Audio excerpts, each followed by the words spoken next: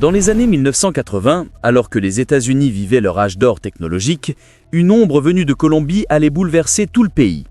Cette ombre, c'était Pablo Escobar, l'homme que l'on appelait El Patron. À Medellín, il avait construit un empire qui semblait invincible. Avions privés, laboratoires cachés dans la jungle, armée de sicarios prêts à tout, et surtout une ambition sans limite, conquérir le marché américain. Chaque nuit, ces avions clandestins traversaient le ciel pour livrer ce que l'Amérique appelait alors la poudre blanche. Les bénéfices, astronomiques. À son apogée, Escobar gagnait jusqu'à 70 millions de dollars par jour.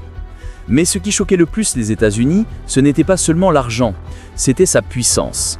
Un homme étranger, à des milliers de kilomètres, contrôlait les rues de Miami, alimentait des gangs et faisait exploser une violence que Washington n'avait jamais imaginée. Le FBI, la DEA et les services secrets américains se lancèrent dans une chasse à l'homme sans précédent.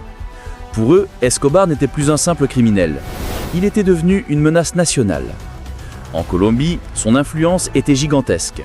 Il construisait des maisons pour les pauvres, des terrains de football, des quartiers entiers. Pour certains, il était un héros. Pour d'autres, un monstre. Mais aux États-Unis, une seule image restait. Celle d'un homme qui avait réussi à déstabiliser la nation la plus puissante du monde sans jamais quitter sa terre. Après des années de traque, la chute arriva enfin, en 1993. Escobar fut localisé, encerclé et abattu sur les toits de Medellín. Mais même après sa mort, son nom résonne encore. Parce qu'il a montré qu'un seul homme, depuis l'autre bout du continent, pouvait changer l'histoire d'un pays entier.